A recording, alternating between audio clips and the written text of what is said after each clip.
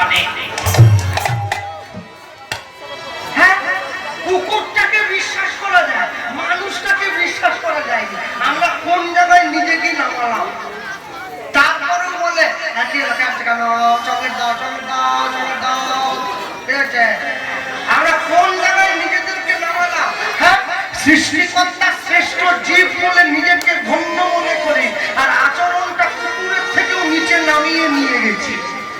একটা কুকুরকে যদি আপনি 1 মাস খাওয়ান, আপনি বিপদে পড়লে ও প্রাণ দিয়ে আপনাকে রক্ষা করবে। একটা মানুষকে যদি আপনি 1 মাস খাওয়ান, আপনি বিপদে পড়লে সবার আগে ছুরিটা নিয়েও আপনার পেটে ঢুকে দেবে। সবসময়ের জন্য মনে রাখতে হয়, পৃথিবীতে দাঁড়িয়ে মানুষ জীবনে যা করছে সে কিন্তু জানে আমি এর ফল পাবো। আমি যখন মন্দিরে এসে বাবা জটাধারীকে প্রণাম করছি, আমি মনে মনে ভাবছি বাবা আমার প্রণামটা দেখতে পাচ্ছে, এর ফল আমি পাবো। প্রণাম করছি তো, আমি যখন বাবাকে প্রণাম করি আমি মনে ভাবি বাবা আমার প্রণামটা দেখতে পাচ্ছে। হ্যাঁ পাগল কোথাকার, বাবা যদি আমার প্রণামটা দেখতে পায়, তাহলে আমি যদি মন্দির থেকে নেমে গিয়ে বিড়ি খাই, বাবাকে আমার বিড়ি খাওয়াটা দেখতে পেল নি? ওটাও দেখতে পেল, ওটাও পেল। আমি মন্দির থেকে নেমে গিয়ে কারো জুতো চুরি করে নিয়ে পালালে বাবা ওটাও দেখতে পেল। মানুষ ভাবে আমি প্রণামের ফলটা পাবো, জুতো চুরির ফলটা পাবো, দুটোই পাবে, দুটোই পাবে। জ্ঞান কাণ্ড কর্মকাণ্ড কেবলই বিষের ভণ্ড, অমৃত বলিয়া যে বা খায়,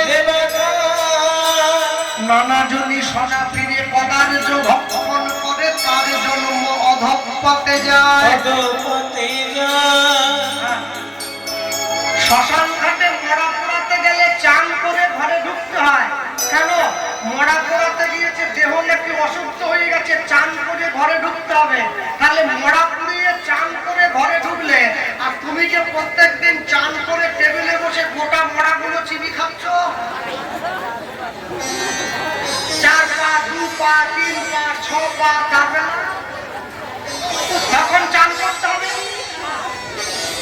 মানুষ নিজের সুবিধে মতো ধর্মকে গুছিয়ে নিয়েছে। হ্যাঁ, গোস্বামীপাদ বলেছিলেন পৃথিবীতে ধর্ম নামে ধর্ম বলে যাহা কিছু চলে, অধিকাংশ ধর্ম নয় পরিপূর্ণ চলে। ওটা দেখতে ধর্মের মতো মনে হয়, ধর্ম নয়। তুলসীর মালা পড়লেই কেউ ভক্ত হয়ে যাবে না, ভক্ত হওয়া বড় শক্ত। পণ্ডিত রয়েছে বসে, গাছের ফল গাছে রয়েছে, বৃন্দ পড়েছে বসে।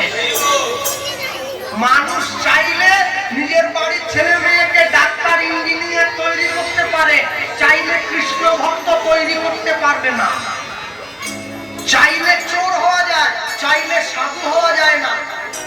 কর্মচারী যদি চায়ের কাপটা ভেঙে দেয়, মালিক ছুটে এসে বলে সামনের মাসের বেতন থেকে টাকা কাটবো, ভাঙলি। আর মালিকের হাত থেকে চায়ের কাপটা পড়ে ভাঙলে বলে কোম্পানি ভালো নয়, তাই ভেঙে গেছে। তেলের শিশির ভাঙলো বলে কুকুর পরে রাগ করো, তোমরা যেসব বুড়ো খোকা ভারত ভেঙে ভাগ করো, তার বেলা আমরা সাধারণ বলে কিছু জানি না, তুমি যা বলবে আমি শুনবো। কেন? আমি তোমার আজ্ঞাবহ দাস। কিন্তু মনে রাখবেন, জগতে কোনো কিছু এত সহজে অর্জন করা যায় না। সুদামা চলে গিয়েছে দূর বনে কাঠ ভাঙতে, আর ঠিক এমন সময় কৃষ্ণ চিৎকার করে ডাক দিয়ে বলে উঠল, সুদামা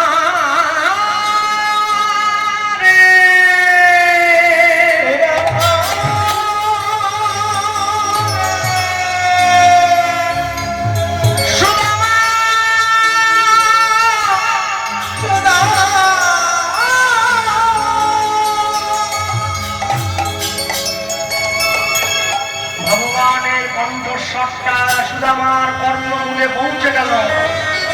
দেখি আমার বন্ধু বোধহয় চিৎকার করে ডাকলো, সখা সুদামা, আমার বড্ড জল পিপাসা পেয়েছে বন্ধু, একটু জল দিয়ে না। সুদামা মনে মনে ভাবছে, সত্যি তো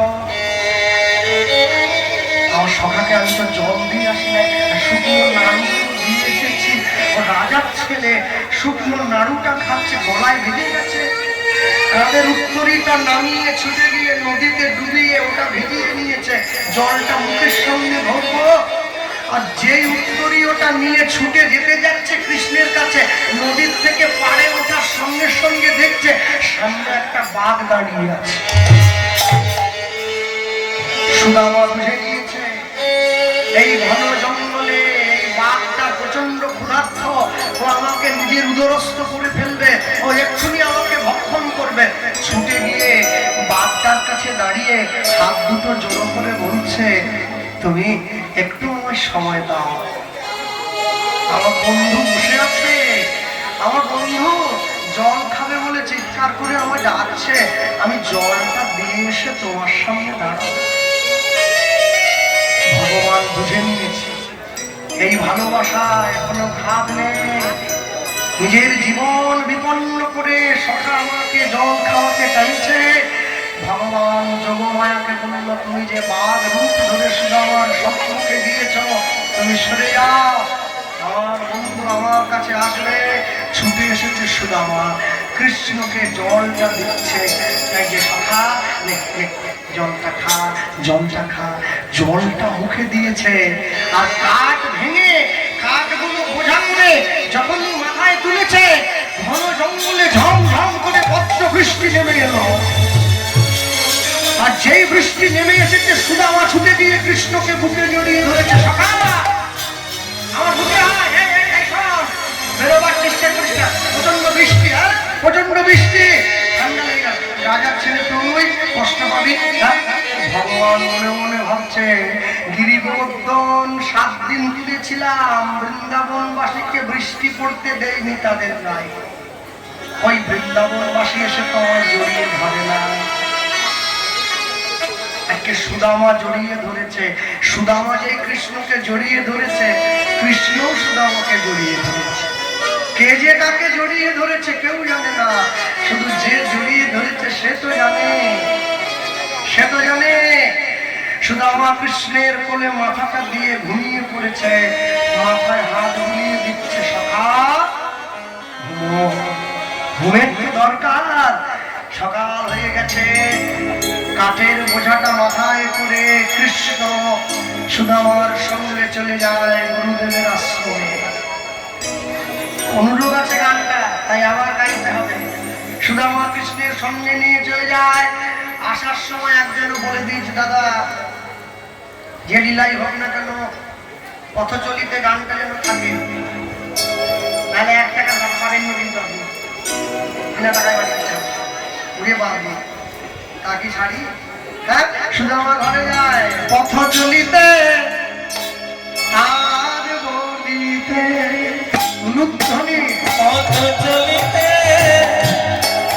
আর বলিতে, পথ চলিতে আর বলিতে, পথ চলিতে আর বলিতে, তুমি গাহ কৃষ্ণ নাম, মধুর নাম, হরি নাম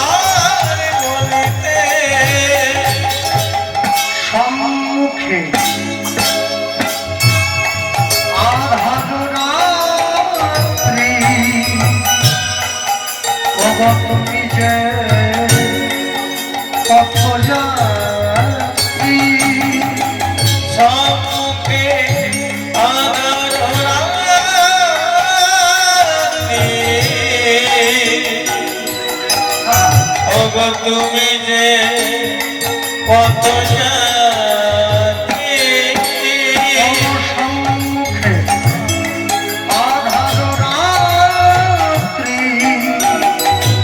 তুমি যে কত যাত্রী সম্মুখে আধার রাত্রি